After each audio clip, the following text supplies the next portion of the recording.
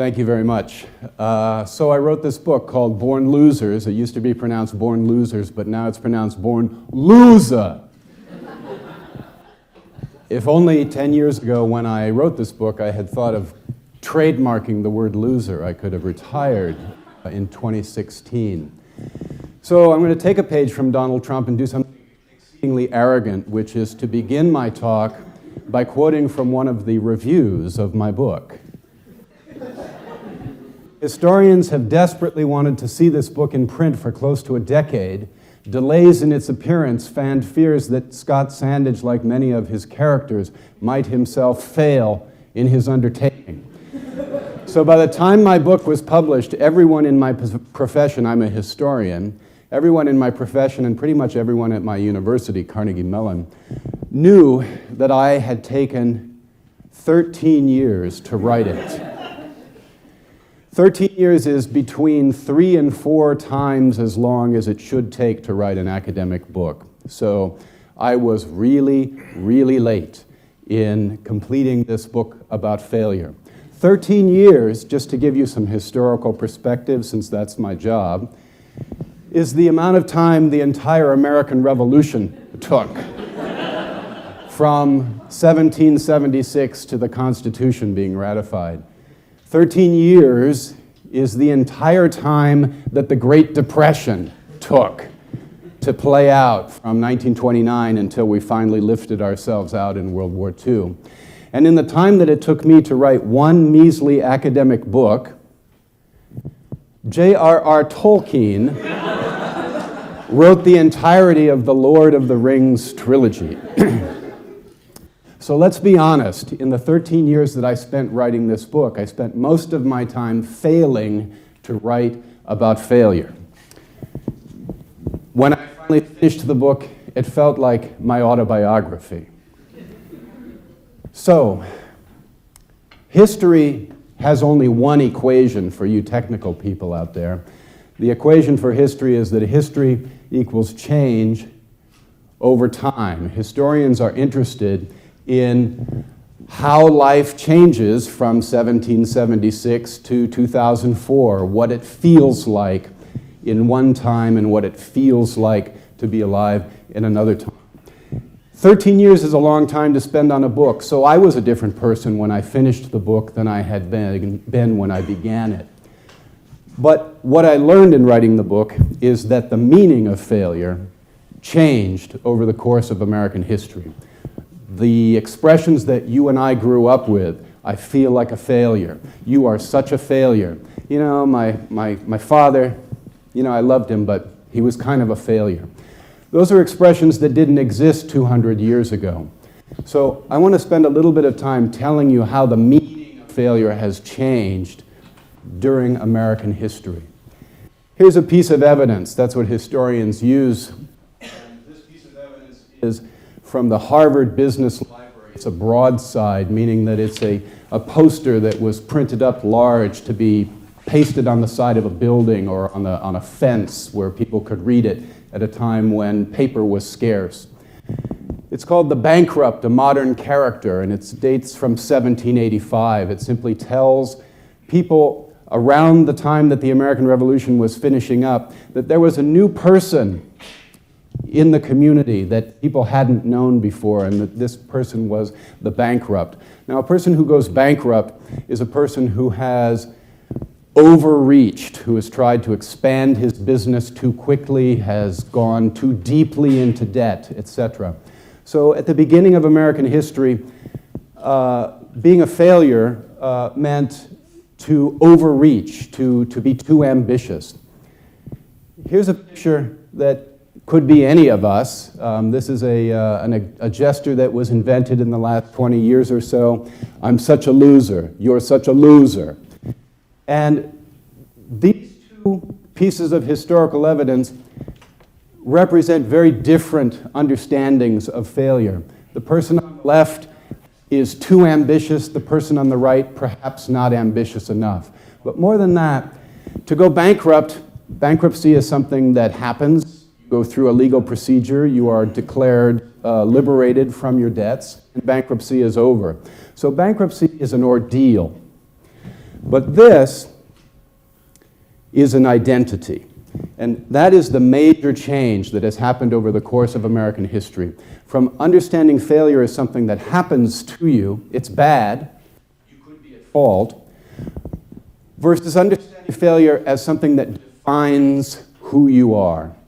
So I want to tell you how that change took place and how it came to be over the course of American history.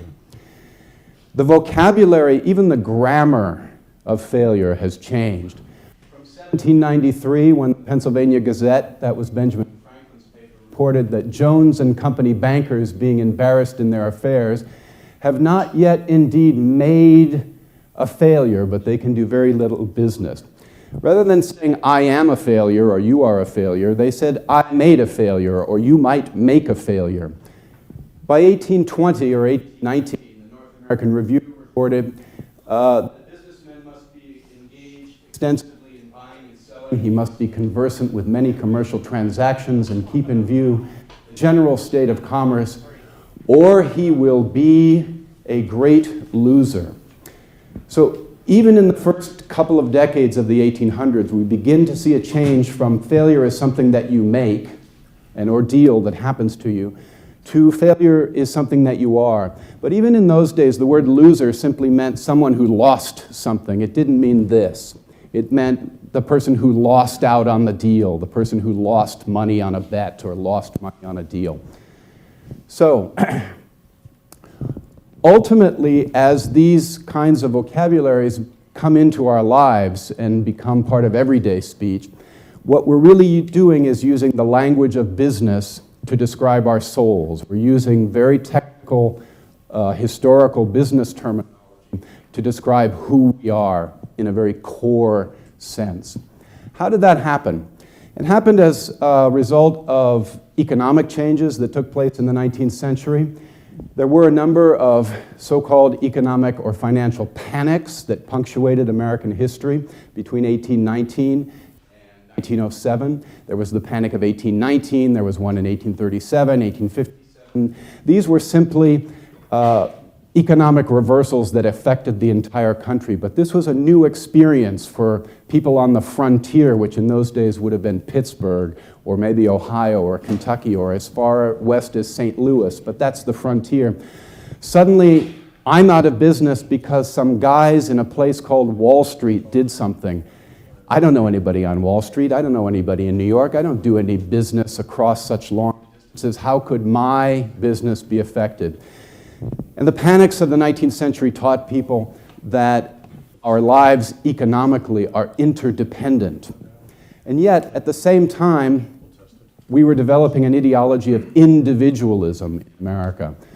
Ralph Waldo Emerson, after the Panic of 1837, wrote a few years later in his diary, "The merchant evidently believes the proverb that nobody fails who ought not to fail. There is always a reason in the man for his good or bad fortune, and so in making money." So even as we were understanding the interdependence of the economy, we were also developing an ideology of individualism.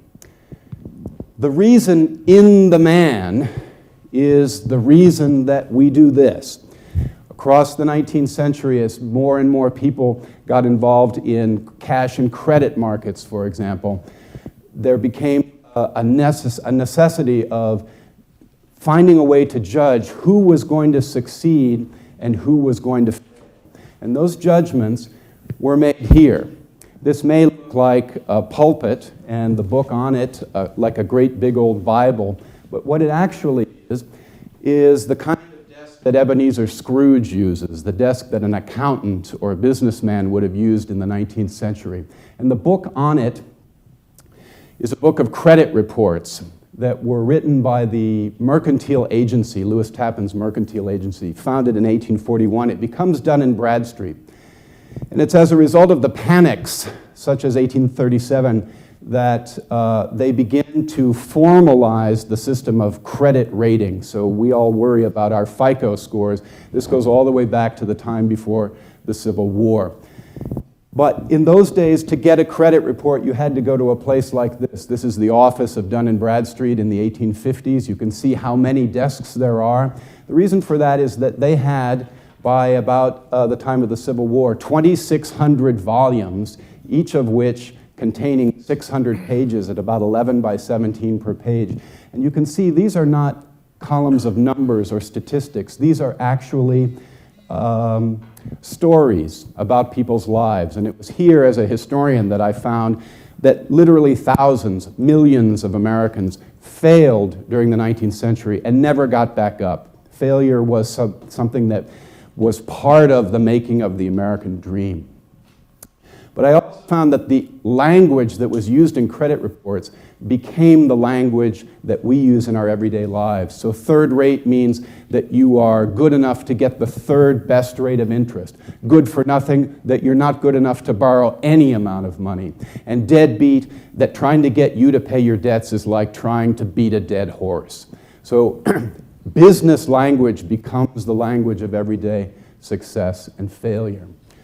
This is the credit report of Abraham Lincoln, who was a lawyer in 1856, and about the time Dun & Bradstreet rated his credit, he wrote about himself, "With me, the race of ambition has been a failure, a flat failure." So Lincoln was one of the first generation of Americans to understand that failure was becoming an identity and to worry about what other people thought about his life being a success or failure.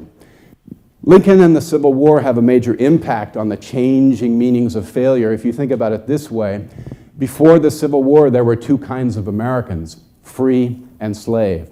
After the Civil War, there are also two kinds of Americans, successes and failures. So just across the 19th century, we see major changes in American identity and the way that we categorize it. This is an advertisement from the International Correspondence Schools of Scranton, Pennsylvania from 1908. And here you see a group of successful men looking at a group of failed men, and although they didn't have this gesture, they are indicating to you that failure has become a label, something that can eat up your entire life. You also see that failure has become much younger over the course of the 19th century. Young men as well as middle-aged and old men who are judged in this way. All of this should remind you a bit of a book you were forced to read in high school, or maybe a play that you've seen once in a while, Death of a Salesman, 1949.